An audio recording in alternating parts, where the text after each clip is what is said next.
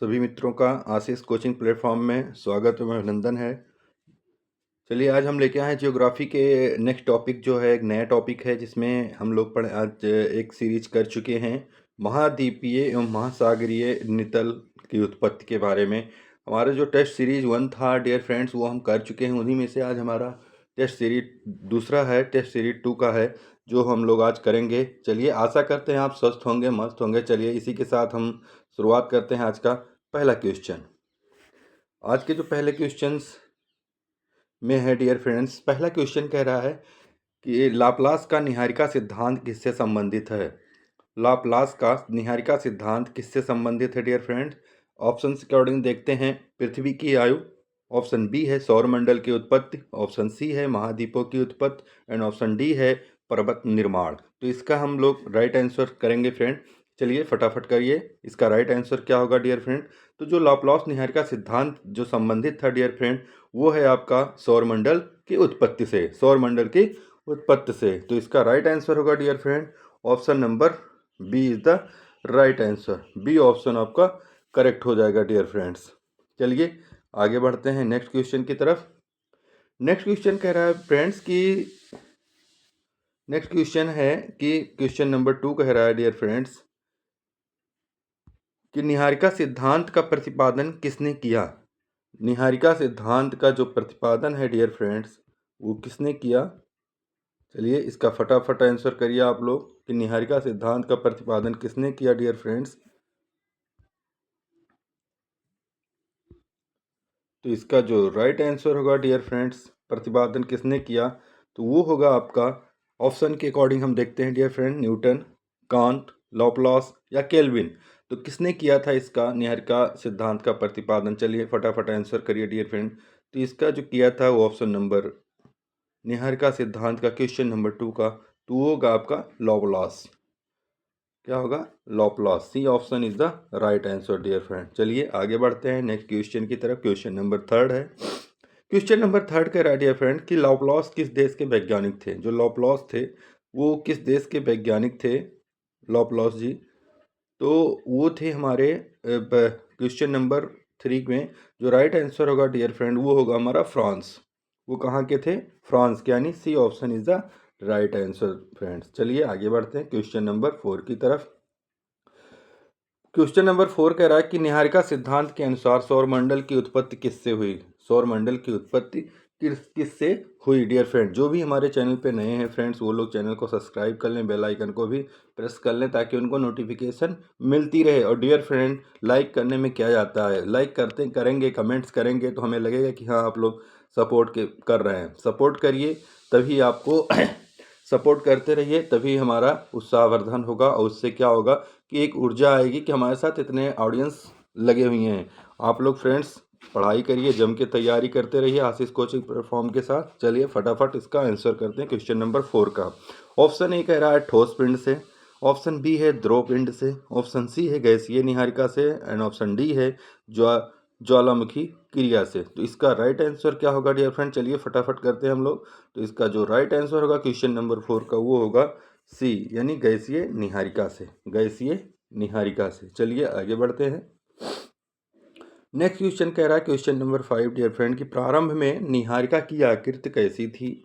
Option के according देखते हैं। ऑप्शन ए कह रहा है गोलाकार, ऑप्शन बी कह रहा है चपटी, ऑप्शन सी कह रहा है बेलनाकार एंड ऑप्शन डी है अनियमित। तो चलिए इसका फटाफट आंसर करिए क्वेश्चन नंबर 5 का डियर फ्रेंड। तो जो प्रारंभ में निहारिका की आकृति कैसी थी वो थी डियर फ्रेंड हमारा गोलाकार, यानी गोलाकार किसमें है, ए ऑप्शन। तो यानी A option is the right answer dear friend. चलिए आगे बढ़ते हैं। क्वेश्चन नंबर 6 है कि निहारिका के घूमने से क्या प्रभाव पड़ा। जब हमारी निहारिका घूमी तो उससे क्या प्रभाव पड़ा डियर फ्रेंड, आइए ऑप्शंस के अकॉर्डिंग देख लेते हैं। ऑप्शन ए कह रहा है ताप बढ़ा, ऑप्शन बी है केंद्रीय बल बढ़ा, ऑप्शन सी है गुरुत्व समाप्त हुआ एंड ऑप्शन डी है द्रव्यमान घटा। तो जो प्रभाव पड़ा निहारिका के घूमने से डियर फ्रेंड वो था हमारा अपकेंद्रीय बल बढ़ा था, अपकेंद्रीय बल बढ़ा था, यानी बी ऑप्शन आपका राइट हो जाएगा। अपकेंद्रीय बल बढ़ा था। जैसे अपकेंद्रीय बल बढ़ेगा कैसे, जैसे मेले में फ्रेंड्स देखे होंगे आप लोग झूला, तो झूला क्या है? झूला जो लोग बैठे रहते हैं ना उनको बाहर की तरफ घुमाता है, तो वो होगा हमारा अपकेंद्रीय बल। चलिए नेक्स्ट क्वेश्चन की तरफ चलते हैं। Question number 7। क्वेश्चन नंबर 7 कह रहा है कि अपकेंद्रीय बल बढ़ने से निहारिका ने क्या क्या किया? निहारिका ने क्या किया? ऑप्शन के अकॉर्डिंग देखते हैं डियर फ्रेंड, निहारिका ने क्या किया। तो वो जो किया ऑप्शन ए है सिकुड़ गई, ऑप्शन बी है वलय छल्ले छोड़े, ऑप्शन सी है विस्फोट किया, और या ऑप्शन डी है ठंडी हो गई। तो जो अपकेंद्रीय बल बढ़ने से निहारिका ने क्या किया, तो उसका जो राइट आंसर होगा डियर फ्रेंड क्वेश्चन नंबर 7 का वलय और छल्ले छोड़े, यानी B option is the right answer. वलय और छल्ले छोड़े, जैसे छल्ले होते हैं ना उनको छोड़ते गई एक एक छल्ले। चलिए आगे बढ़ते हैं क्वेश्चन नंबर 8 की तरफ। क्वेश्चन नंबर 8 कह रहा है कि छोड़े गए वलयों से क्या बना? जो छोड़े गए वलय उनसे क्या बना डियर फ्रेंड? ऑप्शन ए कह रहा है उपग्रह बने, ऑप्शन बी है तारे, ऑप्शन सी है ग्रह, ऑप्शन डी है धूमकेतु। तो उनसे जो छोड़े गए वलय से क्या बना था, तो उसका राइट आंसर करिए डियर फ्रेंड फटाफट। चलिए, और लाइक और कमेंट में कंजूसी मत करिए, उसमें क्या जाता है, आप लोग करते रहिए, उससे उत्साहवर्धन होगा, हमें मोटिवेशन मिलेगा कि चलिए हमारे साथ इतने ऑडियंस जुड़े हैं। कम से कम लाइक तो करिए डियर फ्रेंड, लाइक, और जो भी लोग हमारे चैनल पे नए हैं वो लोग चैनल्स को सब्सक्राइब करते रहें और बेल आइकन को प्रेस करते रहें ताकि वीडियो का नोटिफिकेशन आपको मिलता रहे डियर फ्रेंड। चलिए क्वेश्चन नंबर 8 है, लगे रहिए मेहनत के साथ, मंजिलें जरूर मिलेंगी डियर फ्रेंड। 8 का होगा तो इसका फटाफट आंसर करिए कि वलय से क्या बना जो छोड़े गए थे छल्ले। तो उसका राइट आंसर होगा हमारा ग्रह, यानी C option is the right. छोड़े गए वलयों से जो बना वो था ग्रह। आगे बढ़ते हैं क्वेश्चन नंबर 9 की तरफ। क्वेश्चन नंबर 9 कह रहा है कि निहारिका के केंद्रीय भाग से क्या बना? निहारिका के केंद्रीय भाग से क्या बना? ऑप्शन से देखते हैं डियर फ्रेंड, पृथ्वी, चंद्रमा, सूर्य या बृहस्पति। तो क्वेश्चन नंबर 9 का द राइट आंसर करिए डियर फ्रेंड, और जितने भी आपके वीडियो को स्किप मत करिए क्योंकि पूरा देखिए, पूरा देखेंगे तभी, क्योंकि सारे क्वेश्चन 20 क्वेश्चन की सीरीज रहती है, काफ़ी लंबा भी नहीं रहता है। हम सोचते हैं कि जितना ज़्यादा कम टाइम में कवर हो जाए आपके 20 क्वेश्चन सीरीज, क्योंकि सारे इंपॉर्टेंट हैं, वेरी इंपॉर्टेंट हैं। क्योंकि एक भी मिस करोगे तो पता चला वही एग्जाम में आ गया, वही हमने नहीं पढ़ा, मिस कर दिया, तो फिर आके देखोगे तो फिर लगेगा अरे ये तो गलत हो गया। तो ऐसा मत करो डियर फ्रेंड्स। चलिए, तो क्वेश्चन नंबर 9 का फटाफट आंसर करिए। तो इस ये जो है केंद्रीय भाग क्या बना, तो जो भी निहारिका का जो केंद्रीय भाग है वो हमारा सूरज था, यानी सूर्य था। सूर्य था, इसलिए C option is the right answer dear friend. चलिए आगे बढ़ते हैं। लाप्लास के सिद्धांत के अनुसार ग्रहों की गति कैसी है? ग्रहों की जो गति थी वो कैसी है? ऑप्शन ए कह रहा है अनियमित, ऑप्शन बी है विपरीत दिशा में, एक ही दिशा में, एंड ऑप्शन डी है लंबवत। तो जो ग्रहों की गति कैसी है वो उसका, तो चलिए फटाफट 10 का आंसर करते हैं हम लोग। तो ये जो थी लाप्लास के सिद्धांत में, वो ग्रहों की जो गति थी वो एक ही दिशा में थी। किसमें थी? एक ही दिशा में थी, यानी C option is the right answer dear friend, एक ही दिशा में थी। क्वेश्चन नंबर 11 देखते हैं, कह रहा है कि निहारिका सिद्धांत किस शताब्दी में दिया गया? यहाँ पे शताब्दी पूछ रहा है कि निहारिका सिद्धांत किस शताब्दी में दिया गया डियर फ्रेंड, क्वेश्चन नंबर 11। तो क्वेश्चन नंबर 11 के अकॉर्डिंग जो हम देखते हैं 16वीं, 17वीं, 18वीं और 19वीं। तो ये जो दिया गया वो 19वीं शताब्दी थी, यानी डी ऑप्शन आपका करेक्ट हो जाएगा dear friend. D option is the right हो जाएगा, 19वीं शताब्दी। D option is the right answer. चलिए आगे बढ़ते हैं नेक्स्ट क्वेश्चन की तरफ। क्वेश्चन नंबर 12 कह रहा है कि इस सिद्धांत में किस बल की मुख्य भूमिका है?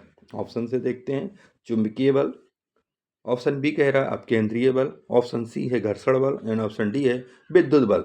तो किस बल की मुख्य भूमिका है इस सिद्धांत में? तो वो है हमारी किसका है? तो वो जो राइट आंसर होगा हमारा वो अपकेंद्रीय बल का है। अपकेंद्रीय बल हमें किस में मिलेगा? बी ऑप्शन में मिलेगा डियर फ्रेंड। तो वहाँ पे हमारा राइट आंसर हो जाएगा बी, अपकेंद्रीय बल। चलिए आगे बढ़ते हैं। क्वेश्चन नंबर 13 कह रहा है कि लॉपलॉस का निहारिका सिद्धांत किस सिद्धांत का संशोधित रूप है? निहारिका सिद्धांत किस सिद्धांत का संशोधित रूप है डियर फ्रेंड? ऑप्शन ए है केल्विन का, ऑप्शन बी है कांत का, ऑप्शन सी है वेगनर का, ऑप्शन डी कह रहा है जेम्स हटन का डियर फ्रेंड। चलिए इसका फटाफट आंसर करेंगे क्वेश्चन नंबर 13 का कि निहारिका सिद्धांत किस सिद्धांत का संशोधित रूप है। चलिए फटाफट आंसर करिए। तो ये जो है कांत का है, एमनुअल कांत, यानी B option is the right answer. चलिए क्वेश्चन नंबर नेक्स्ट की तरफ चलते हैं। क्वेश्चन नंबर 14 कह रहा है कि इस सिद्धांत की प्रमुख कमी क्या मानी जाती है। इस सिद्धांत की प्रमुख कमी क्या मानी जाती है, आइए इस ऑप्शन से देखते हैं। ऑप्शन नंबर ए कह रहा है सूर्य का निर्माण, ऑप्शन बी है ग्रहों की दूरी, ऑप्शन सी है कोणीय संवेग की व्याख्या, एंड ऑप्शन डी है पृथ्वी की आयु। तो जो क्वेश्चन नंबर 14 का, चलिए फटाफट आंसर करिए डियर फ्रेंड। देखते हैं कि कितने जल्दी आ रहे हैं आंसर। चलिए तो 14 का जो राइट आंसर होगा वो होगा आपका कोणीय संवेग की व्याख्या, और ये हमें मिलेगा ऑप्शन सी में। तो option C is the right answer. चलिए क्वेश्चन नंबर 15 की तरफ चलते हैं। कह रहा है कि निहारिका सिद्धांत के अनुसार ग्रह किस अवस्था में बने। निहारिका सिद्धांत के अनुसार ग्रह किस अवस्था में बने। ऑप्शन ए है ठोस, ऑप्शन बी है द्रव, ऑप्शन सी है गैसीय, ऑप्शन डी है प्लाज्मा। तो क्वेश्चन नंबर 15 में इसका फटाफट आंसर करिए डियर फ्रेंड। तो वो जो बने थे हमारे गैसीय, यानी C option is the right answer. चलिए आगे बढ़ते हैं क्वेश्चन नंबर 16 की तरफ। 16 कह रहा है कि इस सिद्धांत के अनुसार अभिग्रह एक ही बने में क्या घूमते हैं। यानी ग्रह, इस सिद्धांत के अनुसार सभी ग्रह एक ही तल में क्यों घूमते हैं। एक ही तल में क्यों घूमते हैं डियर फ्रेंड? तो ऑप्शन से अकॉर्डिंग देखेंगे गुरुत्व के कारण, निहारिका की समान घूर्णन गति के कारण, सूर्य के कारण, या संयोग से। तो इसका जो राइट आंसर होगा डियर फ्रेंड, चलिए फटाफट करिए क्वेश्चन नंबर 16 का। तो ये होते हैं निहारिका की समान घूर्णन गति के कारण, यानी कि B option is the right answer. B आपका करेक्ट हो जाएगा डियर फ्रेंड। चलिए क्वेश्चन नंबर 17 की तरफ चलते हैं, एक जोरदार क्वेश्चन की तरफ। निहारिका सिद्धांत का संबंध किस विज्ञान से है। ऑप्शन ए कह रहा है भूविज्ञान से, ऑप्शन बी है मौसम विज्ञान से, ऑप्शन सी है खगोल विज्ञान से, या ऑप्शन डी है जीव विज्ञान से। तो क्वेश्चन नंबर 17 का फटाफट आंसर करिए। चलिए तो इसका राइट आंसर होगा खगोल विज्ञान से, यानी C option is the right answer dear friend. चलिए आगे बढ़ते हैं। क्वेश्चन नंबर 18 कह रहा है कि लॉपलास के अनुसार ग्रहों की उत्पत्ति कैसे हुई। ग्रहों की उत्पत्ति कैसे हुआ। ऑप्शन ए है टकराव से, ऑप्शन बी का विस्फोट से, संघनन से, या अपर्दन से। तो इसका क्वेश्चन नंबर 18 का फटाफट आंसर करिए। तो जो ग्रहों की उत्पत्ति कैसे हुआ, ये हुआ था हमारा संघनन से, यानी C option is the right answer हो जाएगा आपका। चलिए क्वेश्चन नंबर 19 कह रहा है कि आधुनिक काल में इस सिद्धांत को पूर्ण स्वीकार किया गया, पूर्ण अस्वीकार किया गया, संशोधित रूप में स्वीकार किया गया, बिल्कुल सही माना गया। तो इसका राइट आंसर क्या होगा क्वेश्चन नंबर 19 का डियर फ्रेंड? तो वो जो होगा वो संशोधित रूप में स्वीकार किया गया, यानी option number C is the right answer. चलिए आगे बढ़ते हैं। आज के सीरीज में हमारा 20 क्वेश्चन का आज की सीरीज का लास्ट क्वेश्चन है 20 क्वेश्चन। निहारिका सिद्धांत एक ऐतिहासिक महत्व किस कारण है। किस कारण है? ऑप्शन ए कह रहा है पृथ्वी की आयु बताने के कारण, सौरमंडल की वैज्ञानिक व्याख्या देने के कारण, ऑप्शन सी है भूकंप समझाने के कारण, ऑप्शन डी है जलवायु परिवर्तन के कारण। तो चलिए इसका जो राइट आंसर होगा वो सौरमंडल की वैज्ञानिक व्याख्या देने के कारण, यानी B option is the right answer होगा डियर फ्रेंड्स। और ऐसे ही लगे रहिए। एक thank you for watching dear friends. हमारे साथ जुड़ने के लिए ऐसे ही जुड़े रहिए और कंटिन्यू लगे रहिए आशीष कोचिंग प्लेटफॉर्म में। सफलता निश्चित ही मिलेगी। जो जीएस और जियोग्राफी चल रहा है आपका, ये आप लोग जितने भी चैनल्स पे डियर फ्रेंड्स है सब लोग लाइक और कमेंट करते रहें डियर फ्रेंड, ताकि हमारा भी एक मोटिवेशनल मिलता रहे और आप भी तैयारी जम के करते रहिए। चलिए मिलते हैं नेक्स्ट वीडियो में। जब तक अपना ख्याल रखिए, अपनों का ख्याल रखिए। जय हिंद, वंदे मातरम।